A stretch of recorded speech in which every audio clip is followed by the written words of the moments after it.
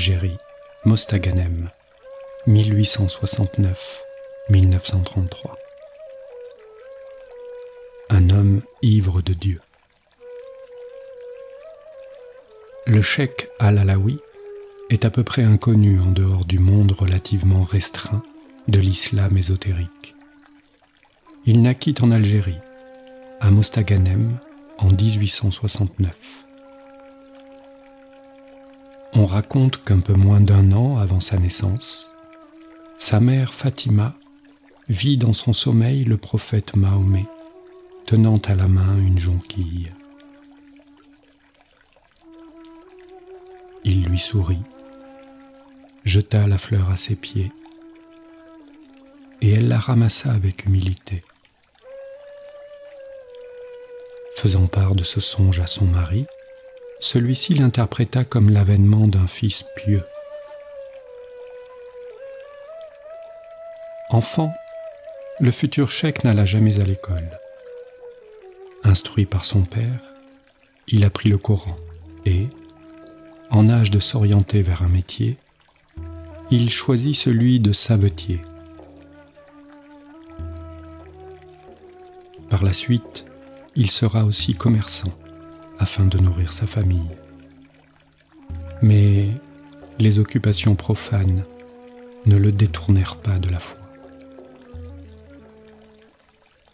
Par la pure grâce de Dieu, le chemin l'amena jusqu'au cheikh Al-Bouzidi de la confrérie d'Arqaouiyya, qui l'initia à la voie soufie.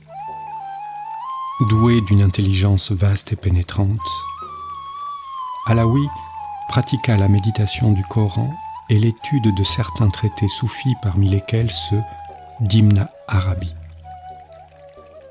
Le cheikh Al-Bouzidi lui transmit les litanies à réciter matin et soir.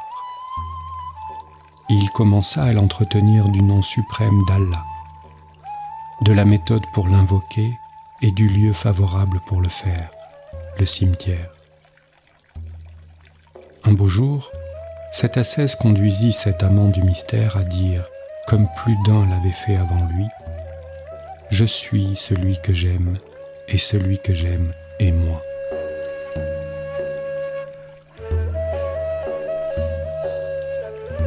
Après la mort du cheikh Al-Bouzidi en 1909, les membres de la confrérie désignèrent par serment Ahmad Al-Alaoui comme leur chef.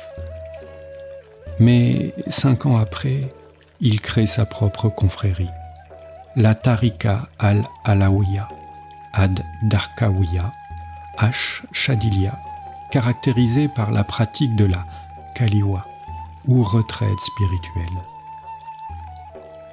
La voie du cheikh Al-Alaoui conduit le disciple à se réaliser en Dieu, ou au moins à parvenir à la paix intérieure, en l'élevant à une plénitude de l'esprit, où l'œil de son cœur, l'intellect au véritable sens du mot, organe de la vision transcendante et non de la raison discursive, lui révèle la vérité à laquelle il croyait. Selon le cheikh, Allah est le thème fondamental du texte coranique, celui en fonction duquel tous les autres sont développés. Quant à la doctrine de l'unicité de l'être, qui tient une place centrale dans le soufisme, elle signifie que seul Allah est absolument réel.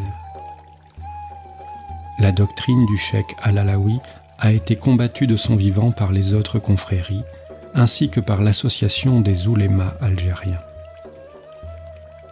Il lui a été reproché de dépasser le livre de Dieu et la sunna du prophète par la voie soufie et d'être à l'origine de plusieurs innovations. Mais il a toujours répondu dans son journal Al-Balaga aux critiques qu'on lui adressait pour démontrer le bien fondé de sa doctrine et son orthodoxie.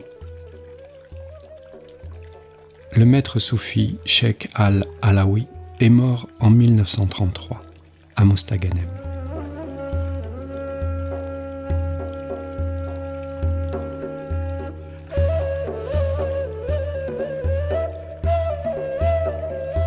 extrait cité par Eric Edelman dans Éclair d'éternité. Un cheikh vint rendre visite au cheikh Al-Alaoui de Mostaganem. « Je vous ai pris un élève, » lui dit le cheikh en visite. Et le cheikh Al-Alaoui répondit « Si tu le rapproches de Dieu, tu me l'amènes. Et si tu l'en éloignes, alors c'est vrai, tu l'as bel et bien pris. »